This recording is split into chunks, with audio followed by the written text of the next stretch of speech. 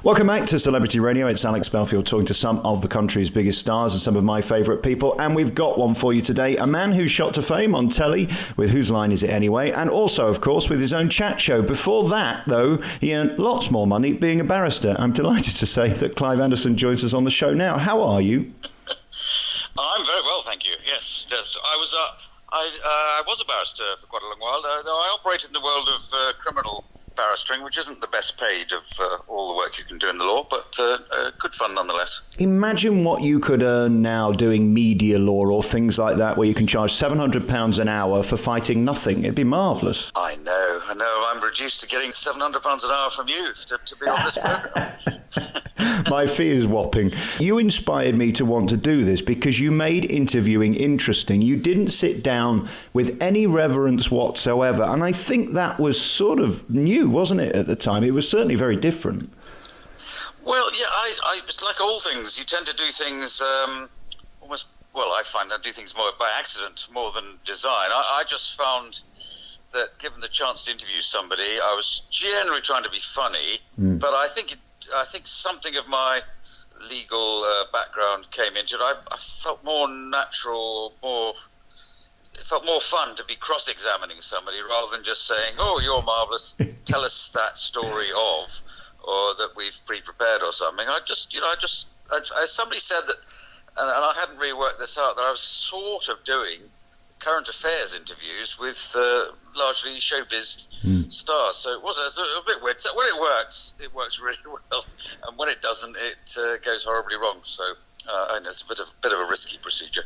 So I wouldn't recommend following my approach in your entire career, so it'll just end in disaster. Well, that's the problem, you see. I've got to get people on because I'm not big enough to sort of be a smart ass. I guess you've got to have a platform big enough where they need to come on to plug whatever they're plugging to be able to get away with that kind of shtick. There is a bargain there, isn't there, on their side and yours? Yeah, that's true. Yes, that's that's the case. They've got to want to be there, or they've got to have somebody else who wants them to be there, and promoting a film. Or I could sometimes have a good fun time with. Sometimes they're friends, sometimes they weren't. But comedians like Stephen Fry or Ben Elton or somebody like that who kind of enjoy that kind of thing. But otherwise you're right. People want to be there. You've got to have an audience that's big enough to justify it. So there you go. The only other one I know who does it is sort of Dame Edna, who gives them a sticker and she'll put Tom on Tom Cruise as if we don't know who he is, which of course is psychology, isn't it? It's keeping people in their place who might think they're better than they are. Yes, Dame Edna did very similar things, and I'm a big fan of Dame Edna. So I interviewed Dame Edna, I suppose I was interviewing her about a year or two ago, and he/she is fabulous. The only thing I would say on my behalf, I would say, Dame Edna or Mrs. Merton when she was doing it, or anybody who plays a character, they're kind of immune from too much response, because other than saying, yeah, but you don't really think that you're a man dressed as a woman or a young woman pretending to be, or whatever it is, the person has to be playing along. So I have if you're going to be interviewing in your own guise, you're leading with your chin, as it were. We'll come back to the talk show in a bit. Let's go back to the beginning. Yeah. Were you always sort of sarcastic, and did you see the world in a different way? Because that's what we loved about you. The way you phrase stuff is very different to how most people phrase it. Well, I've learnt what I'm like by being on television. I thought the world largely consisted of everybody making, or sarcastic if you like, witty if it's better. Facetious. Facetious, certainly. These are all words. They're all words. Running around the subject. In a lot of offices or workplaces, people have a little bit of a joke with each other. My father was always one for making jokes at home, and I joke back. My friends at school and university, we all engaged in that. So I wasn't conscious really of when I started to do a bit of comedy that I was doing anything unusual. I thought everybody did this, but a bit like, I don't know, really talented singers often say, "Oh, anybody can sing," and you say, "Oh no, I can't really." "Oh no, you can." You go, and off they go. That's just they think that's the way the world works. That everybody's got a fantastic singing voice. No, I'm not saying I'm the same level, but it's just that's my experience of the world. I'm still interviewing people, but I do it on the radio. But it's a slightly more I don't know if you'd agree with this, but it's a slightly more intimate atmosphere in the radio. The point on the shows, the chat shows I was doing on television, there's a big studio audience. So if you say something and everybody laughs, that means everybody's thinking that as well, or has got. But you're right, you can't. I hope I was never bullying, but I'm going to have to think about this now. I love the stuff you do on Radio 4, and radio, I think, is a better medium for virtually everything. It certainly is for comedy. You've only got to listen to 6:30 on Radio 4. Certainly for a chat show, I think when there isn't a camera there, there's a certain intimacy that gives you an edge as an interviewer. Have you found that it's sort of, especially when you've got an audience in front of you, there's a certain energy that you can't have in a TV studio that you do have in a radio studio by yourself? Yes, a lot of what I do on the radio is done with just a small group of fellow guests there, rather than an audience. Sometimes we have an audience, but the TV camera is quite brutal. I think it's often said that film stars look better on film than they do in real life. I think TV camera, it's a slightly different technology, can be a bit harsh, but it also does show your emotions and your feelings. So it's a bit of a spotlight that does put you on the spot. Did you always intend to be a sex symbol? I don't think I ever achieved being a sex symbol. I was going back to what I was just saying. I discovered all sorts of things about what I look like, and by virtue of being on television, I haven't really thought about it, particularly. But I discovered that I don't think sex symbol was the word, or the words often used about me. No, I might have got that one wrong. Whose Line Is It Anyway was a show that I watched every Friday night at my grand's, and it taught me so much about comedy and gave me admiration for those who can think on their feet and have the art of ad-lib. I mean, that show was as raw as it gets for a comedian. There was no hiding behind anything other than your desk. You were the only one that had protection in a way. It was glorious. Why is that not on TV here? It's still on in America. I only saw it a week or two ago when I was in Florida. Yeah, well... Well, we first started doing... Well, I did it on radio, first of all, and then it got snapped up by Channel 4 while the BBC were still thinking about it, BBC Television. And I thought we should have done... Well, I said at the time, we should stay on the radio and do loads and loads of it before we go to television. Just shows how poor career management I am. But luckily, Dan Patterson, who's the producer, got it onto Channel 4. We had a couple of reasonable series. Then we became... sort of flavour of the month. I think we got into our stride. It went really, really well. But then after that, Channel 4 kind of went off it. Not quite sure why, because it was still doing the business. But Dan wanted to do it in America, and so he took it to America. And virtually as his plane was taking off to go to LA to start making his American series, Channel 4 said, "Oh well, we don't need to do any more over here. It's had its day, and we could always buy in the American ones if we wanted to." Then it did quite well on a network over there for a bit, and then it got cancelled there. But now it's back on again on a different network. So Dan's done really well with it. He's made it on radio, TV in Britain, and 2 different networks in America. But we've done a few live versions of it in slightly different forms here and there recently, so it still has a bit of a life in it over here, but why the television doesn't want it, I don't know. It's beautiful energy. I actually saw that live show last year, I think it was, or the year before. It's just beautiful, the way that the energy of that crowd feeds the comedians, that feeds the audience, and it's sort of almost like sort of an orgasm of comedy in a way. It gets bigger and bigger and bigger and crescendos into these huge laughs. It's beautiful when it works, isn't it? We're getting carried away there. Am I? I beg your pardon, sorry. It's a Tuesday morning. But a good challenge. It was a good challenge in the sense that it was... in a television show, obviously it's recorded, and there's an opportunity to edit out dull bits or games that don't work or whatever. Whereas on stage, I felt we had to do it at exactly the same speed, as fast as it would be on a television show, but with no opportunity for,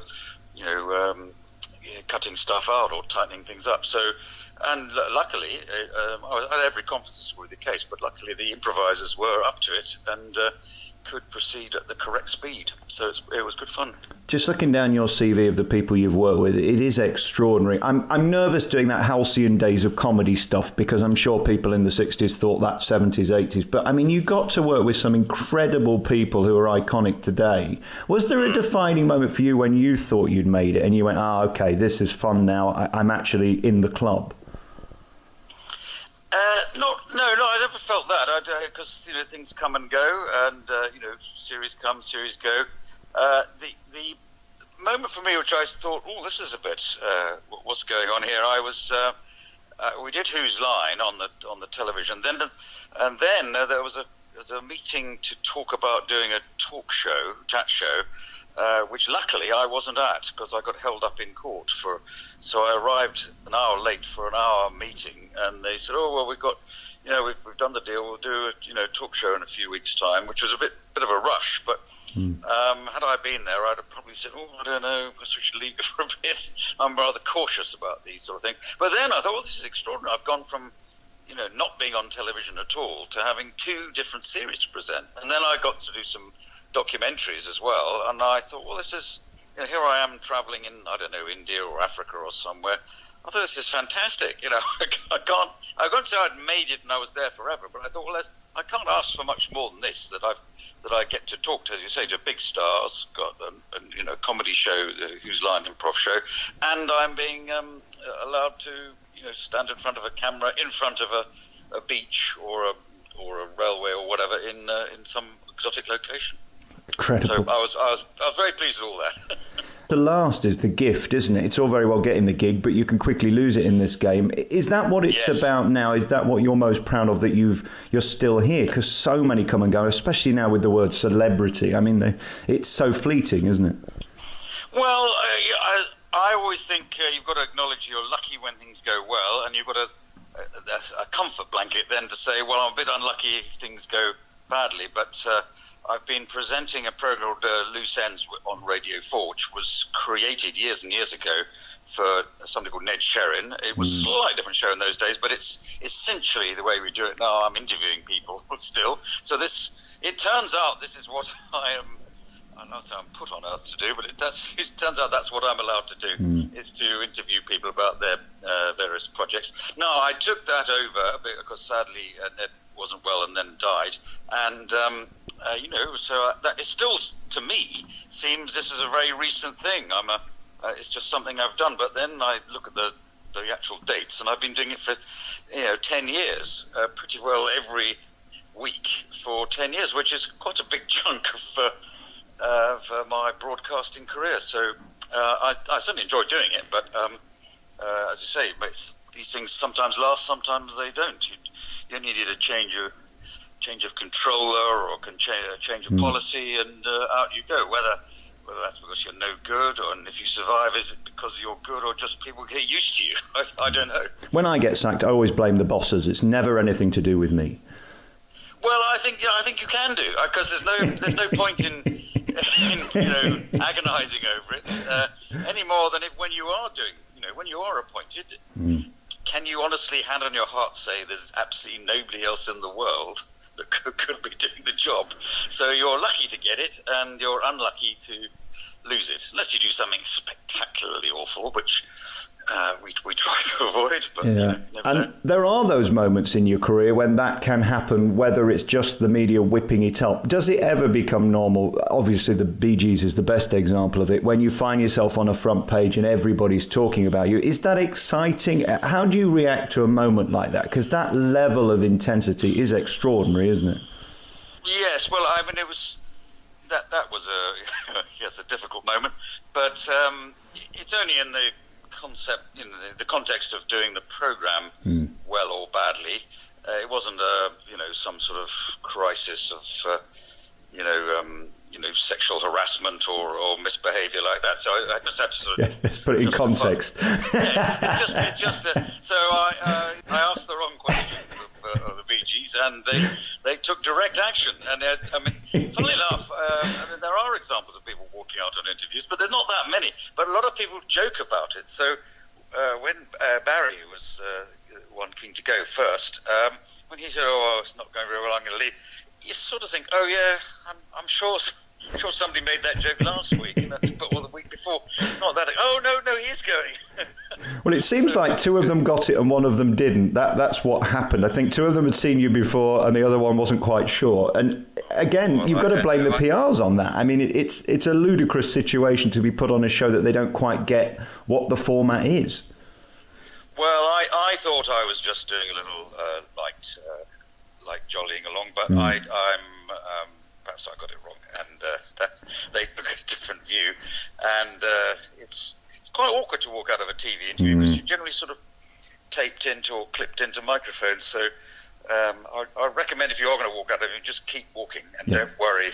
Worry about the technicalities afterwards. Yeah, don't worry, because it looks a bit weird. But finally, going back to the loose ends thing, isn't it ironic that the audience on that show is probably bigger than any audience you've ever had on TV? I mean, lest we forget, Radio 4's power in terms of audience reach is extraordinary. Do you even comprehend who's watching or listening to you, or do you just do it to the person in front of you?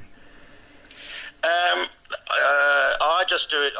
It makes no difference to me if I'm at an event or something and there's 100 people in the audience. I'm just as worried about that, getting that right for them, as I would be for millions and millions of people. I can remember years and years ago, my father, who was then alive, obviously he said, "Oh, how's whichever show it was going?" And I said, "Oh, no, we're a bit disappointed. We only got." I can't remember what the figure would be now, but say we only got 2.5 million for the show, and he said, "Well, 2.5 million, it's not a bad number of people." I think the way he said it was by implication for listening to your drivel, but you get caught up in this. If your slot normally gets 3 million, and 2.5 million is a disaster. If you get 4.5 million, you're hailed as the greatest thing since sliced bread, but it's probably just because something rubbish was on the other side. So you can get. I don't know really what the listening figures for loose ends are, but radio is slightly different. I don't know if you'd agree with this, that people seem to stick to their network or their thing that they listen to. So Radio 4 listeners will know all about me, or a good many of them will, but if they prefer listening to,